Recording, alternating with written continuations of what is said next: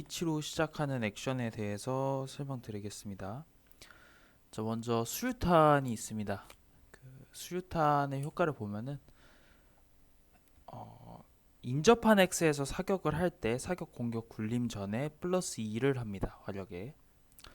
이런 내용이고요.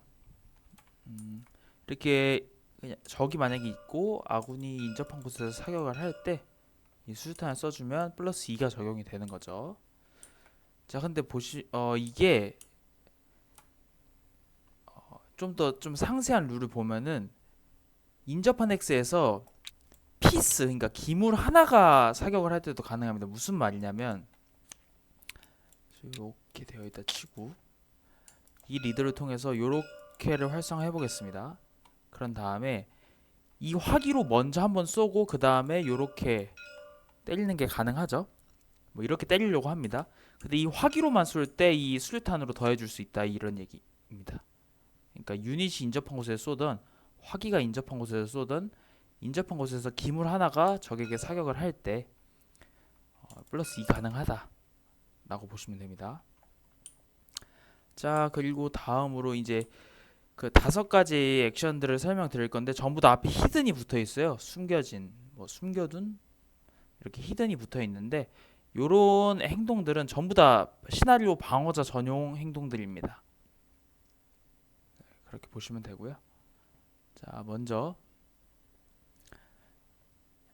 히든 인트렌치먼트를 보여드리겠습니다.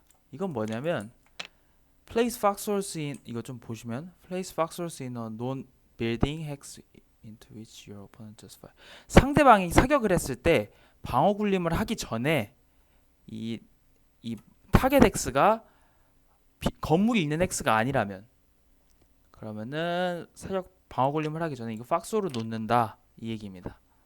방어 굴림 전에 하는 거고요.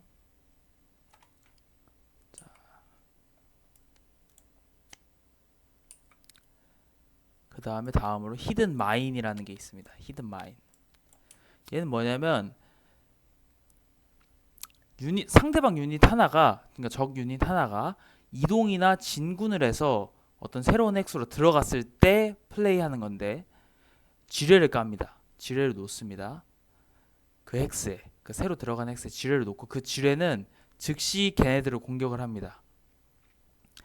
자, 그래서 이게 공격자 방어자가 있을 때 방어자가 시나리오에 있을 때 중요한 점이 뭐냐면 이동이나 진군을 할 때, 특히 이동을 할 때 상대가 보이는 시점에 이동하면서 뭐 쏘실 건가요? 약간 이렇게 물어보는 경우도 있지만 이거는 LOS가 따로 확보되지 않더라도 상대가, 그 방어자가 쓸 수 있기 때문에 이동할 때마다 상대한테 액션이 있냐고 물어봐야 됩니다.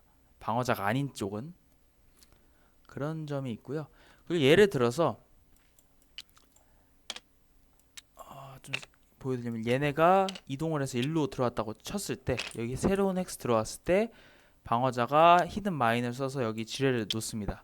그럼 지뢰가 얘네들을 다 공격을 하는데요. 그냥 사격 공격 굴림하듯이 공격을 하는데 화력이 6으로 공격합니다. FP 6으로 공격을 하지만 그때 여기 커버가 0으로 간주합니다. 예를 들어서 뭐 여기 박스홀이 놓여 있었어도 여기 커버를 0으로 간주하고 사격 공격 굴림을 하는 것처럼 이제 공격 굴림을 이 헥스에다가 하면 되고 방어하는 측은 방어 굴림을 각각 해주면 됩니다.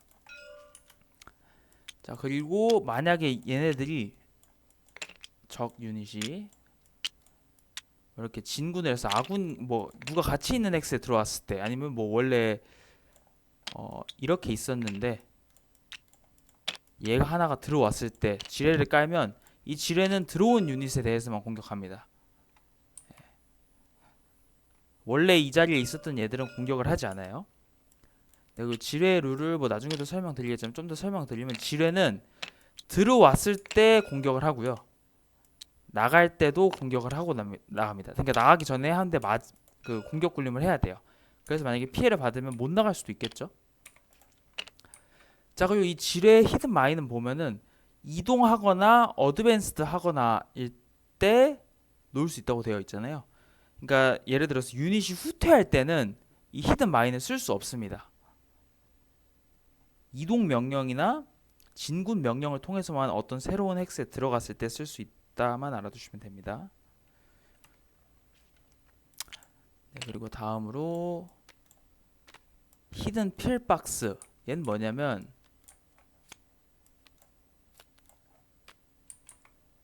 만약에 그 필박스, 그러니까 토치카라고 하는데 필박스가 플레이 중이지 않으면 맵상에 없을 경우에는 목표 지점 헥스에 놓는다라고 되어 있는데, 이게 그 목표 지점 헥스가 사격을 받았을 때 그 목표 지점 헥스에서 방어 굴림을 하기 전에 필박스를 놓는다, 이렇게 보시면 됩니다.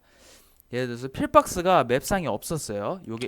요게 필박스인데 이게 맵상에 없었다 치고 적이 이 유닛이 있는 곳으로 사격을 했습니다. 이 목표 지점이죠. 5번 목표 지점. 그때 이 히든 필박스를 쓰면은 요걸 놓습니다. 그런 얘기입니다. 자, 그리고 히든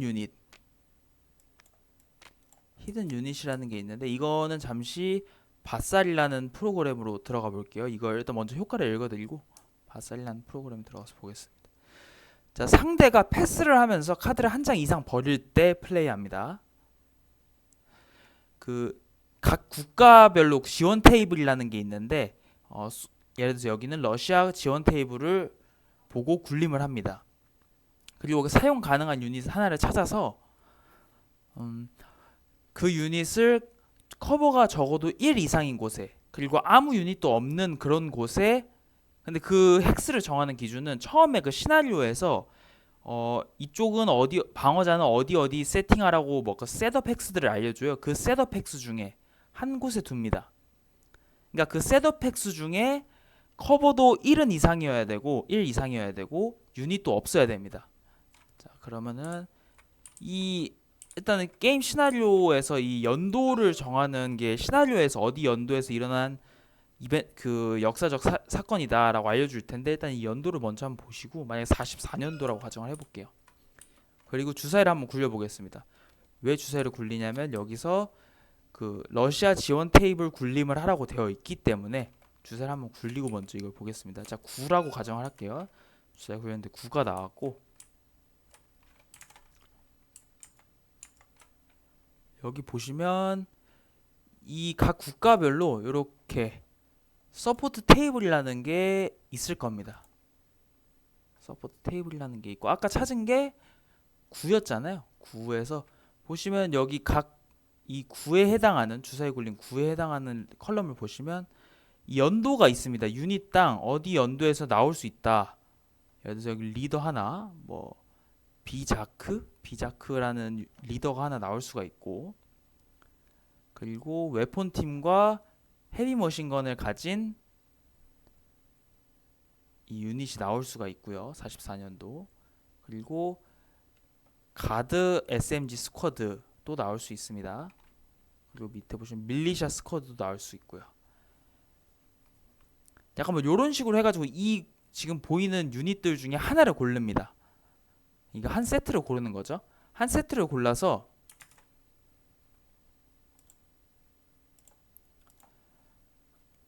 여기 맵에 셋업 팩스에 놓는데, 뭐 예를 들어서 처음에 시나리오에서 러시아군은 뭐 아군 가장자리로부터 3x 깊이까지의 셋업을 할 수 있다 라고 하면은, 이쪽에 만약에 유닛이 없다고 가정을 했을 때 만약에 이 유닛이라고 하면 이 유닛을 가져와서 놓는 거죠. 마침 비자크네요.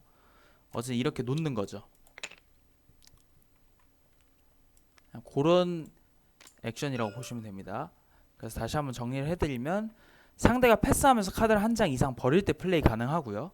러시아 지원 테이블 굴림을 하고 사용 가능한 유닛을 하나 고른 다음에 셋업 팩스 중에 커버가 최소 1 이상이고 유닛이 없는 헥스에 배치합니다.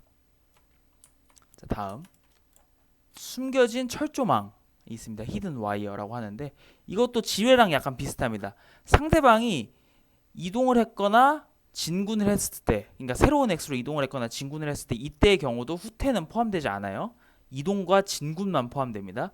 그렇게 했을 때 철조망을 깝니다. 그 새로 들어온 헥스에. 그래서 이것도 뭐 비슷합니다. 얘가 이렇게 이동을 했을 때 이 와이어를 바로 깝니다. 이 와이어는 뭐 나중에 좀 자세히 설명해드리고, 진짜 간단히 설명하면 여기 들어오면 일단 무조건 멈춰야 돼요. 그래서 A라고 써진 게 all MP를 쓴다고 보시면 됩니다.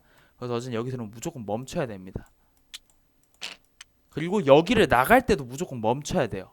여기 헥스에서 밖으로 나갈 때도 무조건 멈춰야 됩니다. 어쨌든 히든 와이어라는 게 있습니다.